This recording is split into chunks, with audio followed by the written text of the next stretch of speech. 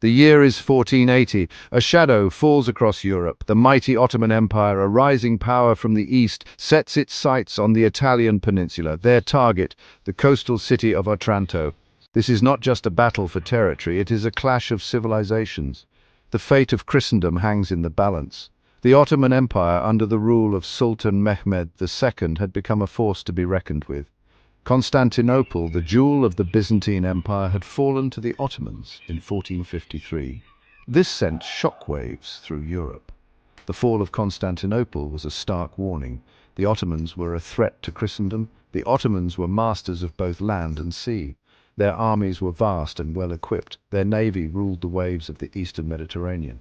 The capture of Otranto would give them a strategic foothold in the heart of Italy. From there they could strike at Rome itself. The stage was set for a clash of civilizations. The Ottoman Empire, with its ambition and military might, against the Italian city of Otranto, a small but determined outpost of Christendom.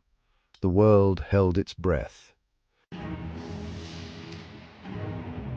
The Ottoman Empire and the Christian powers of Europe were locked in a struggle for supremacy. The fall of Constantinople had shifted the balance of power. The Ottomans, emboldened by their victory, looked to expand their empire further west. Mehmed II, known as the Conqueror, was a brilliant military strategist and a ruthless leader. He had a vision of a vast Ottoman empire that would stretch across 3 continents. Otranto, a strategically vital port city on the heel of Italy's boot, was the perfect stepping stone for his ambitious plans. The capture of Otranto would give the Ottomans control of the Strait of Otranto, the narrow passage between Italy and the Balkans. This would allow them to control trade routes in the Adriatic Sea and threaten Venetian dominance in the region. Moreover, the conquest of Otranto would have a profound psychological impact. It would demonstrate the Ottoman Empire's power and reach, striking fear into the hearts of Christian Europe. Otranto, a jewel of the Italian coast, was a prize worth fighting for. Its strategic location on the Strait of Otranto made it a gateway between east and west.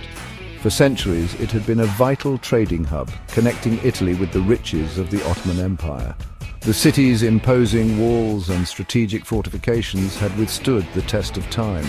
However, Otranto's defenses were outdated and ill-prepared for the might of the Ottoman army. The garrison was small, and the citizens were accustomed to a life of peace and prosperity, not the horrors of war. The local forces were outnumbered and outgunned. They lacked the experience and resources to withstand a prolonged siege. Nevertheless, the people of Otranto were determined to resist. Their city, their homes, their very way of life was under threat.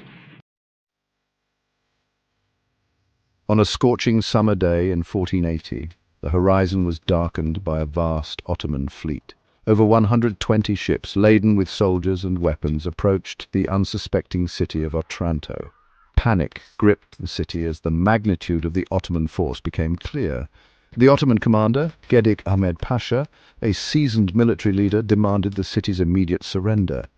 He promised to spare the lives of the inhabitants if they lay down their arms, but the people of Otranto refused to yield. They would defend their city to the death. The Ottoman bombardment began, raining down a deadly hail of cannon fire upon the city walls. Buildings crumbled, and the air was thick with smoke and the cries of the wounded. The siege of Otranto had begun.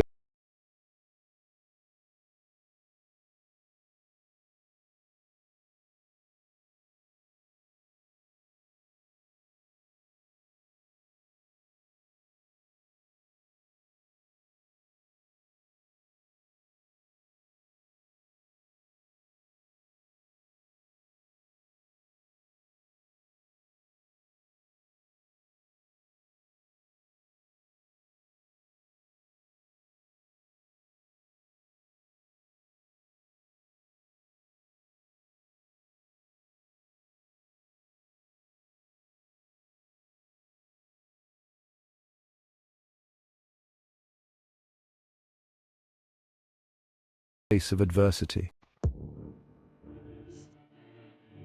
Section 6. Martyrdom and Massacre. The Fall of Otranto. Despite their valiant efforts, the defenders of Otranto could not hold out forever. After a brutal 15-day siege, the Ottoman forces breached the city walls and poured into the streets. The final assault was a scene of unimaginable carnage. The Ottomans, enraged by the city's stubborn resistance, unleashed a torrent of violence upon the surviving inhabitants. Men, women, and children were slaughtered indiscriminately. The streets ran red with blood. Over 800 citizens who refused to renounce their Christian faith were offered a horrific choice: convert to Islam or face death.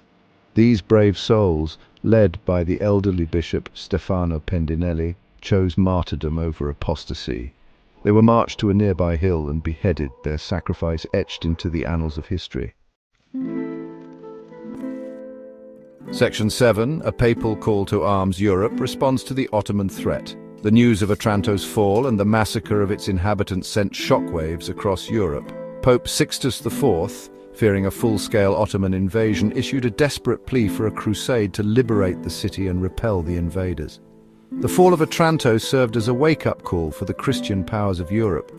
The threat posed by the Ottoman Empire was real and imminent. The Italian city-states, often at odds with each other, put aside their differences and united under the banner of the Papal States. Armies were raised and fleets were assembled. The Christian world prepared for a showdown with the Ottoman Empire, a clash that could decide the fate of the Italian peninsula and perhaps even the future of Christendom itself. Section 8. Liberation and Legacy, Otranto Reclaimed. The Christian forces, bolstered by reinforcements from across Europe, laid siege to Otranto in the spring of 1481. After a 5-month siege, the Ottomans, weakened by disease and low on supplies, surrendered the city. The liberation of Otranto was a turning point in the struggle between the Ottoman Empire and the Christian West. It marked the limit of Ottoman expansion into Italy and served as a symbol of Christian resistance against the seemingly unstoppable advance of Islam. The city was gradually rebuilt, and the martyrs of Otranto were canonized by the Catholic Church in 2013. Their sacrifice became a rallying cry for those who stood against Ottoman aggression and a testament to the enduring power of faith. Section 9. Echoes of Otranto, the enduring significance of a medieval siege. The Battle of Otranto, though a relatively small engagement in the grand scheme of history, casts a long shadow. It serves as a reminder of the brutality of war, the clash of civilizations, and the unwavering spirit of those who fight for their beliefs. The Siege of Otranto also highlights the strategic importance of the Mediterranean Sea throughout history. It was a crossroads of cultures, a battleground for empires, and a vital artery for trade and communication. Today, the legacy of the Battle of Otranto lives on in the city's architecture, its people's memories, and the countless stories that have been passed down through generations. It is a story of courage, sacrifice, and the enduring power of the human spirit in the face of adversity.